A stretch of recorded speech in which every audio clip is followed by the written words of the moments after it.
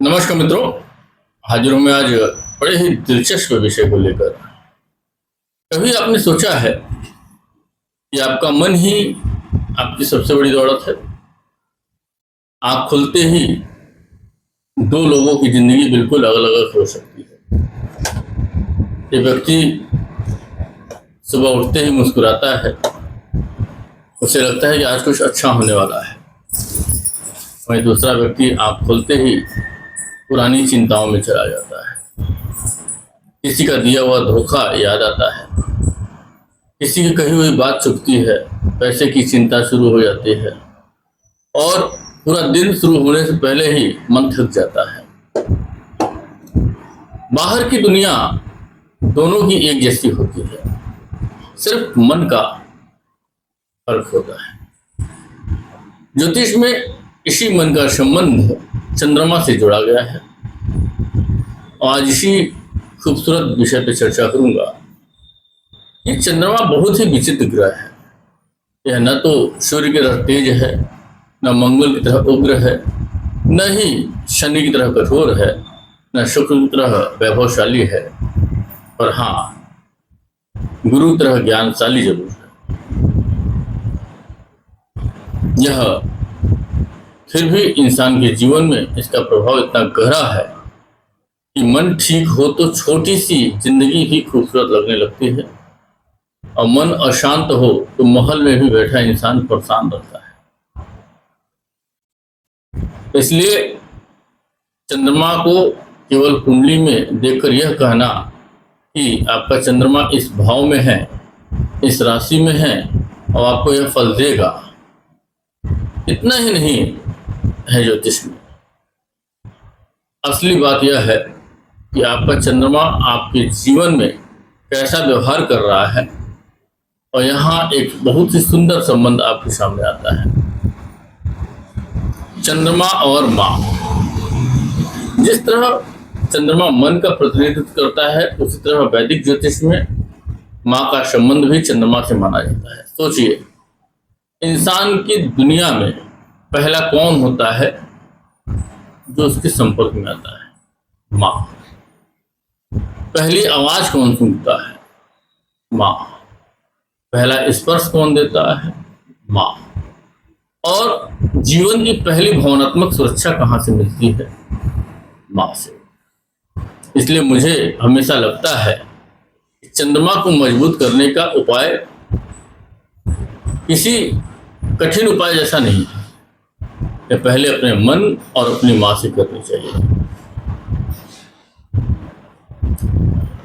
यही कारण है संत रविदास जी एक पंक्ति याद आती है, मन चंगा तो कठौती में गंगा। यह गुरु ग्रंथ साहब की एक अमर पंक्ति है कि मन जीतूं तो जुग जीतूं। जिसके मन में जीत लिया उसको संसार में जीतने से कोई रोक नहीं सकता है। लेकिन आज समस्या यही है कि हमारे पास पैसा कमाने के लिए तो समय है, दूसरे की जिंदगी को देखने के लिए समय है, सोशल मीडिया पे घंटों बिताने के लिए समय है, खुद के लिए और अपने खुद के मन को खुश रखने के लिए समय नहीं। और माँ कई बार घर में होती है, फिर भी हम उसके पास बैठने का समय नहीं निकाल पाते हैं। फिर कुंडली लेकर सवाल आता है कि पैसा क्यों नहीं टिकता, कर्ज क्यों बढ़ रहा है, घर में बरकत क्यों नहीं हो रही है, कोई उपाय बताइए। उपाय जरूर करना चाहिए, लेकिन कभी कभी उपाय पूछने से पहले एक सवाल खुद से पूछ लेना चाहिए कि माँ खुश है? क्या मैंने आज उससे प्यार की बात की? क्या मैंने कभी किसी काम के अलावा उसके पास बैठकर हालचाल पूछा? क्या मैं उसकी जरूरत समझता हूँ? क्या मेरे व्यवहार से उसका मन दुखता तो नहीं? क्योंकि अगर हम एक तरफ चंद्रमा के उपाय करते रहें और दूसरी तरफ उसकी ऊर्जा के सबसे बड़े मानवीय प्रतीक यानी माँ को मन को दुखाते रहें, तो कहीं न कहीं हमें अपने तरीके पर फिर से विचार करना चाहिए। और एक बात बहुत कम लोग जानते हैं, हंसी भी मन की दवा है। जब हम दिल खोल कर हंसते हैं तो मन हल्का होता है। इसलिए जीवन कितना भी व्यस्त क्यों ना हो, कभी किसी ऐसे इंसान के साथ बैठिए जिसके साथ आप खुलकर हंस सके। कोई अच्छी हास्य कविता सुने, अच्छी फिल्म देखिए, कोई ऐसा कार्यक्रम देखिए जिससे देखकर आपका मन सच में खुश हो जाए। हर समय गंभीर बने रहना भी जीवन नहीं है, क्योंकि चंद्रमा के केवल पूजा पाठ से नहीं, सुकून से भी बल मिलता है। कुछ चीजें ऐसी हैं जिनसे मन को रोज बचना चाहिए। पुरानी बातों को याद बार बार करना, फिर दुखी होना, किसी की सफलता देखकर भीतर से जलना, दूसरे की बुराई करके अपना मन गंदा करना, हर बात पर बदला लेने की इच्छा रखना, रिश्तों में हमेशा अकड़ कर रखना, पुराने अपमान को वर्षों तक सीने में दबा कर रखना, सबसे बड़ी बात अपने ही माता पिता को मन को दुखाना, क्योंकि पैसा कमाने के लिए चीज नहीं है, पैसा टिके उसके लिए मन की शांति भी चाहिए।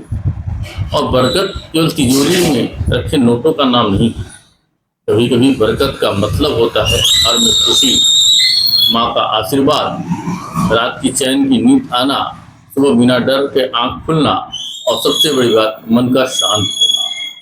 अगली बार जब भी आप अपनी कुंडली को देखें और तो केवल ये मत पूछिए कि मेरा चंद्रमा कैसा है, एक बार अपने मन से पूछिए मेरा मन कैसा है। अगर माँ आपके साथ बैठी है और उसके पास बैठकर सिर्फ इतना कर दीजिए, माँ आज आप खुश हो सकता है कि आपको एहसास हो कि जिस उपाय को आप वर्षों से ढूंढ रहे हैं उसकी शुरुआत आपके अपने घर से हो सकती है। मन संभालिए, माँ का सम्मान कीजिए, माँ के साथ आशीर्वाद लीजिए, खुलकर हंसिए, पुरानी कड़वाहट को छोड़िए। करोड़पति बनने की गारंटी कोई नहीं दे सकता है, लेकिन इतना जरूर है मन और इससे संभल जाएं, जिंदगी को हर वक्त पैसे के लिए रोना नहीं पड़ता है। क्योंकि जिस व्यक्ति के ऊपर माँ का आशीर्वाद हो, जिस व्यक्ति के जीवन में माँ का सहयोग हो और माँ के दिए आशीर्वादों के माध्यम से व्यक्ति जीवन की उन बड़ी बड़ी कठिनाइयों को पार कर सकता है। क्योंकि मन के हारे हार है, मन के जीते जीत। यदि आप मन से हार गए तो आपको कोई जिता नहीं सकता है, और यदि आप मन से जीत गए तो आपको कोई हरा नहीं सकता है। ज्योतिष में कुछ ऐसे भी नक्षत्र हैं जहां पे चंद्रमा अपने आप में मजबूत होता है। ऐसा व्यक्ति जिस चीज को चाहता है उस चीज को हासिल करने की क्षमता है। अगली कड़ी में मैं इन्हीं नक्षत्रों के विषय में बात करूंगा, लेकिन किन नक्षत्रों में रहने पर चंद्रमा व्यक्ति को जीत हासिल कराता है। एक क्षत्रिय की भांति वो युद्ध के मैदान में लड़ता है और हर युद्ध को जीतना चाहता है। धन्यवाद मित्रों, यह जानकारी आपको कैसी लगी? यदि अच्छी लगी तो मेरे इस चैनल को लाइक करें, सब्सक्राइब करें तथा अधिक से अधिक शेयर करें तथा लाइक का बटन जरूर बटाएं तथा मेरे इस चैनल अखिलेश ज्योतिष को अधिक से अधिक शेयर करें। धन्यवाद मित्रों, आपका दिन शुभ हो।